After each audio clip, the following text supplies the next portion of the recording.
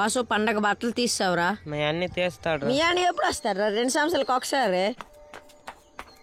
అన్నయ్య పెద్దనే ఫోన్ చేసాడు. హలో అనే బాగున్నావా? పండగ బట్టలు తెస్తానువా? నేను బాగున్నారా, పండగ బట్టలు తెస్తానులే, చిన్నోడికి. అన్నయ్య బాగున్నావు అన్నయ్య? బాగున్నారా? ఇంకటి సంగతులు? ఎప్పుడు వస్తావు అన్నయ్య?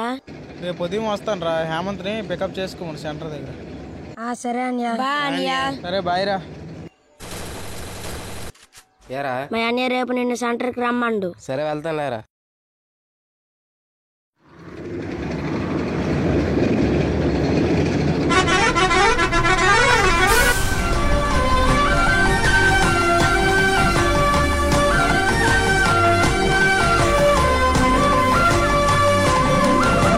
ఎలా ఉన్నారా? బాగున్నావా? బాగానే ఉన్నాను రా, నువ్వెలా ఉన్నావు? ఎందుకు? బాగానే ఉన్నాను రా. మరేంట్రా జాబ్ అది ఎలా ఉంది? ఏం జాబ్ రా? ఇప్పుడు వర్క్ అని టెన్షన్ రా బాబు. అంత టెన్షన్ అయితే వచ్చేవచ్చు కదరా. ఏ మాటకే మాట రా, సిటీ నుంచి మన ఊరు వస్తా హ్యాపీయే వేరు.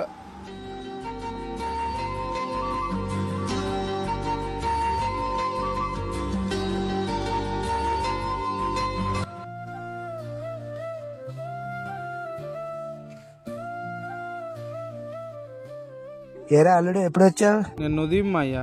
ఇంకేటి సంగతులు? జాబ్ అది బానే ఉందా? బానే ఉంది మాయ్యా. సరే బాయ్ మాయ్యా. సరే అల్లుడు ఉండి అయితే.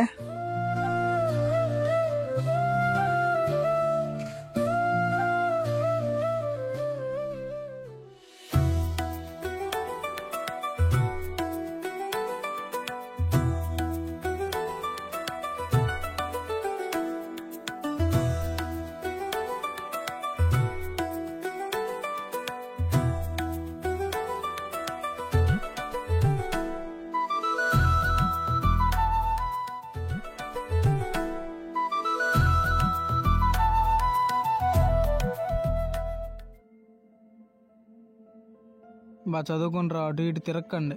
మిమ్మల్ని వదిలి సెలబుద్ధి వేయట్లేదురా. సరే బాయ్ రా.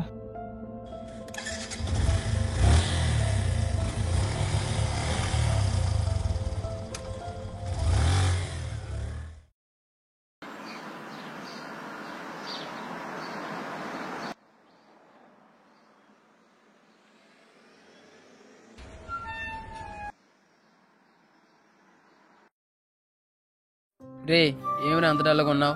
మీకు మీ తెలంగాణలో బతుకమ్మ ఎలాగో మాకు మా ఆంధ్రాలో సంక్రాంతి అలారా. ఎవరెక్కడున్నా, ఏ దేశంలో ఉన్నా, ఏ రాష్ట్రంలో ఉన్నా, అవి 100 మైళ్ళు అయినా 1000 మైళ్ళు అయినా పండక్కి వస్తారా. కొత్తల్లుళ్ళు, అక్కలు, చెల్లెళ్ళు, తాతయ్యలు, అమ్మమ్మలు, బాబాయిలు, మరదళ్ళు అందరం కలుస్తాంరా.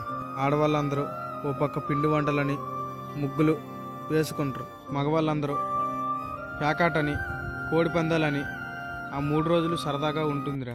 చే దీనికే బాధపడతావేంద్రా, మళ్ళీ పండగ చూసుకోవచ్చులే. పండగ కూరెళ్తున్నప్పుడు ఎంత ఆనందంతో వెళ్తామో, వస్తున్నప్పుడు అంతకన్నా ఎక్కువ బాధతో వస్తాంరా. వస్తున్నప్పుడు పిండి వంటలతో పాటు ప్రేమానురాగాలు కూడా మూట కొట్టుకుని వస్తాంరా. రే ఇదంతా 2 రోజులైతే మర్చిపోతావరా. ఊరిని సంక్రాంతిని మర్చిపోవడం అంటూ ఉండదురా, తలుచుకుంటూ బాధపడడమే.